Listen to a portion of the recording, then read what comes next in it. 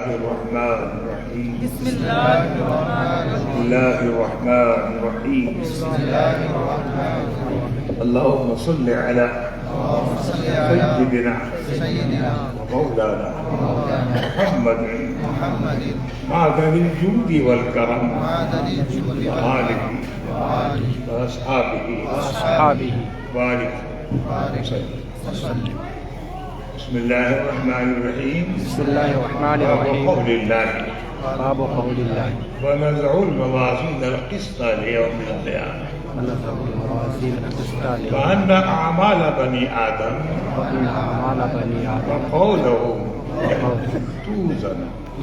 وقال مجاهد القسطاس العدل بالرومية ويقال القسط مصدر المقسط وهو العادل، وأما القاسط وهو الجائر.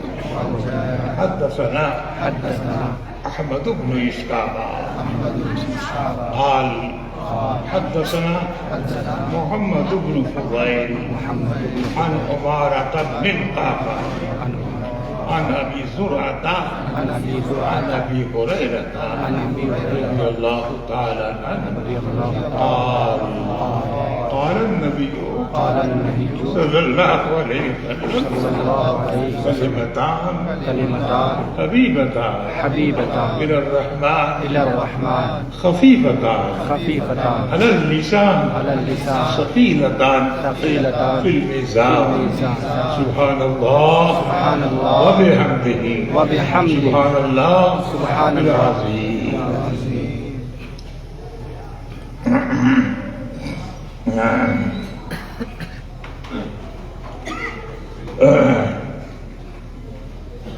مؤلف حضرت بخاری محمد بن اسماعیل بن ابراہیم بن مغیرہ بن دزبہ یہ اس کے مؤلف ہیں. انہوں نے جو خدمات پیش کی ہیں تقریباً 16 سال یا 17 سال تلاش کرتے کرتے احادیثوں کو جمع کیا. یہ ان کی خدمات 16 سال لگ گئے، 17 سال لگ گئے ان احادیث کو میرے جمع کرنے کے سلسلے میں. پوری تحقیق کرنے کے بعد گمان غالب پہ ہوتا تو استخارہ کر کے تو لکھا کرتے تھے. اور انداز کیا تھا کہ حدیث مقدس کو لکھتے تھے، پہلے غسل کرتے تھے پھر لکھا کرتے تھے. سبحان اللہ. احتیاط، کیونکہ قال نبی کہنا آسان نہیں، اقوال نقل کرنا اگر سرکار کے قول کو نقل کرنا آدمی بننا یہ آسان نہیں، بہت مشکل چیز ہے. کسی اور کا قول نقل کرتا ہے وہ کہا کہ قول ہے، محدثین کے قول نقل ہو، مگر سرکار کے قول کو نقل کرنا آسان نہیں. اس لیے ہمیں چاہیے کہ جہاں تک ہو قال کہے، صبح ہو او کما قال کہتے، آخر میں کیا کہتے او کما قال، قال نبی ہو او کما قال. احتیاط.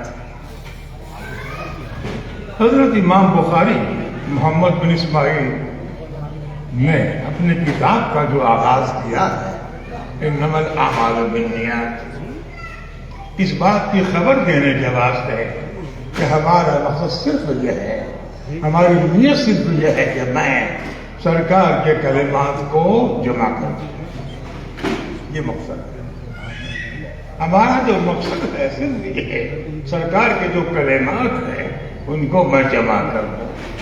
فرمایا انما الاعمال بالنیات، میرا ہے جو میں کر رہا ہوں، جو میرا عمل ہے اس نیت پر ہے کہ میں سرکار کے اقوال و اعمال کو پیش کرنا چاہتا ہوں، سب بتا دینا چاہتا ہوں.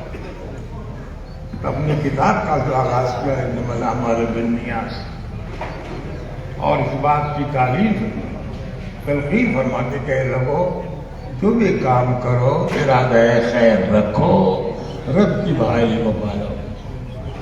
جو کام کرے انسان اچھا کام آگے بڑھے، رب کی رضا کو پالے گا انشاءاللہ. ہمیشہ نیت جو ہوتی ہے بڑی مؤثر ہوا کرتی ہے.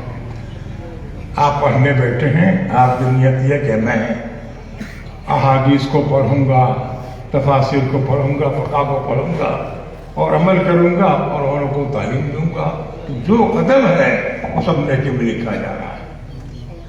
جس کام کا جو محرک ہوتا ہے اور باعث ہوتا ہے، اگر وہ خیر ہے تو ہر قدم پر خیر ہی خیر ہے۔ لہذا ہمیں چاہیے کہ اپنے کسی خیر میں نیت بخیر رکھیں، انشاءاللہ کامیاب ہو جائے گا، انشاءاللہ کامیاب ہو۔ یہ مقام ہے کہ اللہ تعالیٰ نے اپنے علماء کرام کو سرکار کا نائب بنا دیا۔ بے شک، سبحان اللہ۔ ہمارے آقا مظہر شان خدا، اور وہ آپ نے اپنے علماء کو اپنا نائب بنا دیا، اپنا وارث بنا دیا۔ دنیا کا دستور یہ ہے کہ دنیا میں وراثت جو ہوتی ہے وہ خاندان میں ہوتی ہے، ترکہ تقسیم ہوتا ہے، اولاد کو ملتا ہے، والدین کو، اولاد کو، بیوی کو ملتا ہے اور لوگوں کو ملتا ہے۔ مگر یہاں سرکار نے فرمایا کہ میرا ترکہ جو ہے وہ علم دین ہے، حدیث ہے، جو علماء کرام کو ملا۔ میرے جو وارث ہے اور نائب کون ہے؟ میرے علماء، میرے جو علماء ہیں وہ وارث ہے۔ سرکار نے نوازا یہ مقام کی طرح، اس لیے فرمایا یرفع اللہ الذین آمنوا والذین اوتوا العلم درجات۔ اللہ تعالیٰ فرماتا ہے کہ اللہ تعالیٰ نے مسلمانوں کے مقام کو بلند فرمایا ہے بہت زیادہ، اور خاص کر علماء کرام کے رفعت بلندی۔ یہ مقام کی بلندی جو ہے اللہ کی طرف سے بڑی نعمت ہے، اس کی قدر کی ضرورت ہے۔ حدیث پڑھیں، عمل کریں اور کسی اور سے عمل کرائیں۔ ایسا نہ ہو خود پڑھے عمل نہ کرے، ورنہ باغ لگایا دنیا اس سے محظوظ ہو تو خود ہی محروم ہو گیا۔ ایسا نہ ہونا چاہیے۔ آپ نے باغ لگایا، دنیا اس سے کھا رہی ہے، محظوظ ہو رہی ہے، وہ خود محروم ہو گئے۔ ان کا مقام یہ خود پڑھیں، عمل کریں تو اس کی تربیت، اس کا مقام یہ۔ امام بخاری علیہ الرحمہ نے یہ 16 سال کی خدمات میں جو ہے یہ کام کو پورا کیا۔ اللہ اکبر۔ احتیاط کا عالم یہ تھا، جتنے انہوں نے آپ نے تراجم لکھے ہیں سرکار کے روضے کے سامنے، حدیثوں کو جمع کرتے رہے، جب وہی ہوتا گمان غالب کے صحیح ہے تو لکھا کرتے تھے، مگر تراجم جو لکھے ہیں وہ سرکار کے روضے کے سامنے، سرکار کے روضے میں غسل کرتے، 2 رکعت نماز پڑھتے اور ترجمہ لکھتے تھے، ترجمہ فلانا فلانا فلانا۔ یہ احتیاط، کتنا انسان محتاج ہوا کرتا ہے، مقام بلند ہوا کرتا ہے۔ یہ دین کا معاملہ ہے، ایسا نہ ہو کہ کوئی غلط بات سامنے آ جائے، جب تک گمان غالب نہ ہو جائے کسی بات پر قدم نہ اٹھائے۔ فرماتے ہیں امام بخاری نے اپنی کتاب، نام تو سن لیا آپ نے، محمد بن اسماعیل بن ابراہیم بن مغیرہ بن بردیزمہ تو خیر وہ مجوسی رکھے بڑے، مگر حضرت مغیرہ مسلمان ہو گئے۔ محمد بن اسماعیل بن ابراہیم بن مغیرہ، یہ ہے آپ کو صلی اللہ علیہ وسلم۔ احتیاط کا عالم تھا احادیث کے جمع کرنے کے سلسلے میں، جہاں کچھ شبہ ہوتا تھا چھوڑ دیا کرتے تھے۔ حدیث کی تلاش کرنے کے لیے معلوم فلاں جگہ حدیث ہے، لینے کے لیے گئے، جب دیکھا سب فلاں کے پاس ہیں، وہ اپنے گھوڑے کو پکڑنے کے لیے دانا دکھایا کہ باہر پکڑ لیا، دانے کو ہٹا لیا۔ تو آپ نے حدیث نہیں لی ان سے، جو شخص دھوکہ دے سکتا ہے کسی گھوڑے کو تو میں حدیث دے دوں گا۔ سبحان اللہ۔ سرکار کا قول ہے، عام نہیں، جب تک کہ یقین ہو جائے، گمان غالب نہ ہو جائے، نہیں بیان کرنے چاہیے۔ قال کہنا آسان نہیں ہے، ہم مسائل کا بیان کریں تو علماء مجتہدین نے لکھے ہیں، وہ بات الگ ہے، حنفی ہیں، شافعی ہیں، مالکی، حنبلی، سب ایسے ہی ہیں، مسائل کا یاد کرنا تو ہے، مگر جہاں تک قال کہنے کی بات ہے، قال النبی صلی اللہ علیہ وسلم کہنا یہ آسان نہیں، یہ آسان، احتیاط کی ضرورت ہے۔ تو فرماتے ہیں امام بخاری، اللہ تعالیٰ کا فخر ہے، وَنَضَعُ الْمَوَازِينَ الْقِسْطَ لِيَوْمِ الْقِيَامَةِ وَأَنَّ أَعْمَالَ بَنِي آدَمَ، ہم میزان عدل قائم کریں گے، قیامت میزان قائم کریں گے، ساری مخلوقات کے جو اعمال ہیں ان سب کو تولا جائے گا۔ کیا انداز، کروڑوں اربوں مخلوقات شروع سے آج تک اور قیامت تک بھی سب کو تولا جائے گا، کیا انداز ہوگا، سوچیے۔ فرماتے ہیں اللہ تعالیٰ وَأَنَّ أَعْمَالَ بَنِي آدم، بنی آدم کے اعمال، ان کے اقوال سب تولے جائیں گے، سب کو وزن کیا جائے گا۔ حضرت مجاہد نے فرمایا، سید التابعین ہیں، فرماتے ہیں القسطاس العدل، قد جاء فی القرآن وزنوا بالقسطاس المستقیم، سبحان اللہ، اور جاء فی القرآن وزنوا بالقسطاس المستقیم، تم تولو صحیح تول کرو، صحیح تول ہونی چاہیے، وزنوا بالقسطاس۔ تو قسطاس کے معنی کیا ہے؟ عدل، صحیح، لغت رومیہ۔ اور کہا جاتا ہے کہ قسط جو ہے وہ مقصد کا مصدر ہے، قسط باب ثلاثی مجرد سے ہے اور مقصد کے باب افعال سے ہے۔ اقسط یقسط وہ ہے قسط یقسط، ثلاثی مجرد ہے وہی باب افعال ہے، ثلاثی مزید ہے۔ اور فرق دیکھو، عربی خصوصیت ہے کہ عربی میں ثلاثی مجرد معنی کچھ اور ہے اور اس کا وہاں بھی رکھا چلے گا کچھ معنی ہو کر کے رہے۔ بے شک یہ جو قسط ہے وہ قاسط ہے ثلاثی مجرد کے اندر، وہ ظالم کے معنی میں ہے، اور یہ کہ مخ جو قسط کے افعال کے اندر لایا گیا اقساط سے، وہ عادل کے معنی میں ہوتا ہے۔ کتنی خوبی کی بات ہے، وہی مادہ افعال کے اندر ہے تو عادل، مجرد کے اندر ہے تو ظالم، یہ کتنا ہے۔ تو ضرورت اس بات کی ہے کہ ہم عربی جملوں کو سمجھیں، قرآن پاک کے جو آیات کریمہ اس پر غور کریں اور تفاسیر کی مدد سے کام کریں، اپنے رائے کو دخل بے شک قرآن پاک کی تفسیر آسان نہیں ہے۔ دیکھیں مفسرین نے کیا تفسیر بنوائی ہے، ان کی تحقیقات کی، اپنی رائے کو دخل نہ دیں، یہ غلط ہے۔ جو لوگ کیا کرتے ہیں، ایسے کچھ لوگ ہیں جو خود ہی نکال لیتے ہیں، خود ہی مشتری بن جاتے ہیں، ایسا نہیں ہونا چاہیے، بلکہ مفسرین نے کیا لکھا ہے، ان کی تفاسیر کیا فرمائی ہے اور کیا ان کی تحقیق ہے، اسی کی روشنی میں چلنا چاہیے، بے شک اپنی رائے کو دخل۔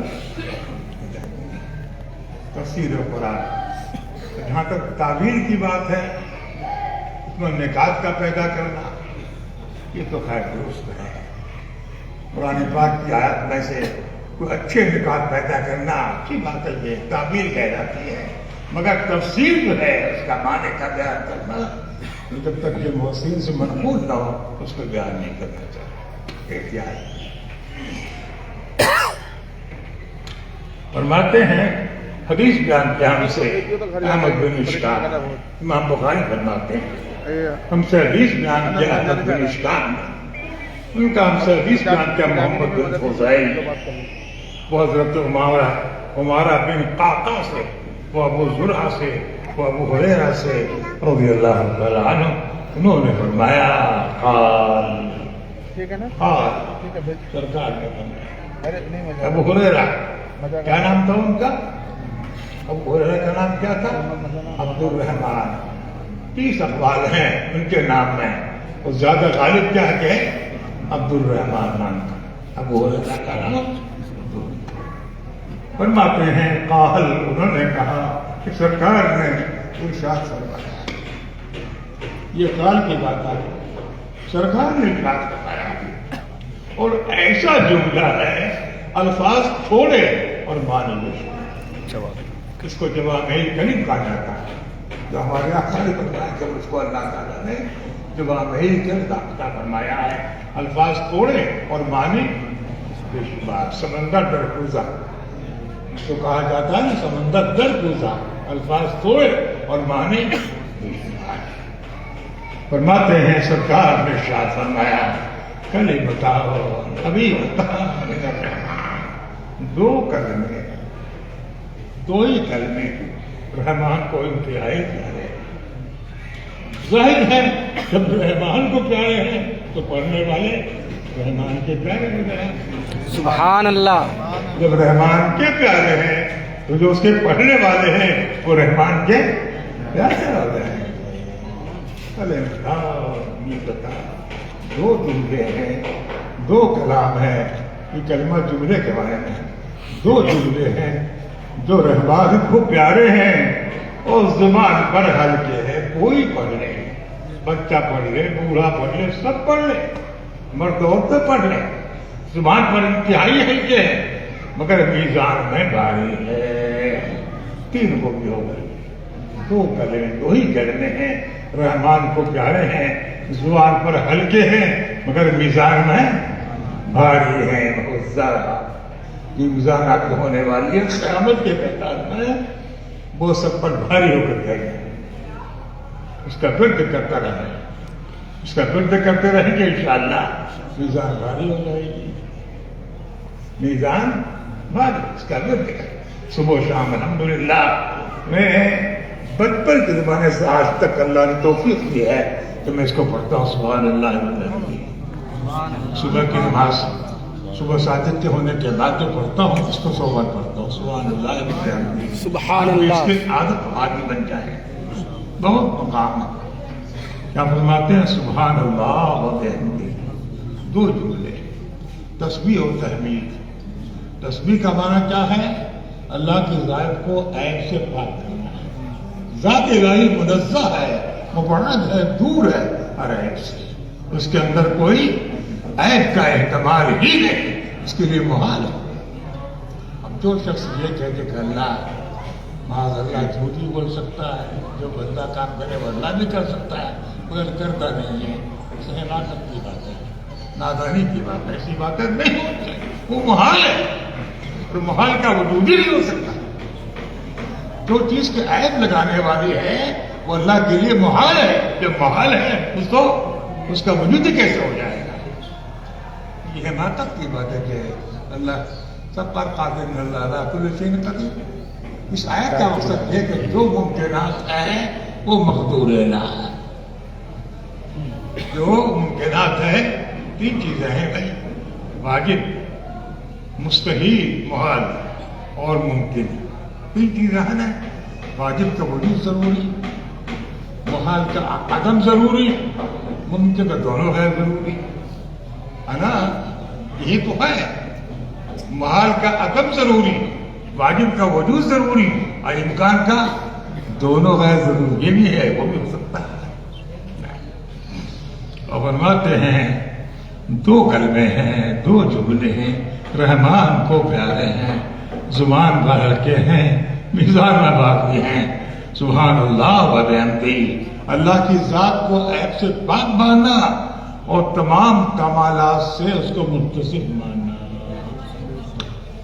کوئی کمال ایسا نہیں جو منتظر ہو، یہ بعد میں ہوگا۔ ہمارا آپ کا کمال جو ہے بعض ہے، بعض منتظر ہے۔ حافظ ہوئے تو عالم بنے گے، انتظار ہے، عالم ہوئے تو فاضل ہو کے اس کا انتظار ہے، فاضل ہوئے تو مفتی بنے اس کا انتظار ہے۔ ہمارا بعض کمال منتظر ہے مگر وہاں ہوئے کمال منتظر نہیں بلکہ سب جاتے ہیں، سبحان سب اللہ، موجود ہے اس کے اندر۔ اللہ کی ذات، اللہ کی ذات، یہ عقیدہ کرنا ذات الہی ایک ہے، واجب الوجود ہے، اس کا کوئی شریک و صحیح نہیں ہے، ایک ہی ذات ہے، اسی کا نام توحید ہے۔ ایک ہی ذات قدیم ہے، ایک ہی ذات واجب ہے، سب ممکنات، سب محدثات، ایک ہی محدث ہے، محدث ایک ہی ہے، قدیم ایک ہی ہے، واجب ایک ہی ہے، یہ عقیدہ توحید ہے۔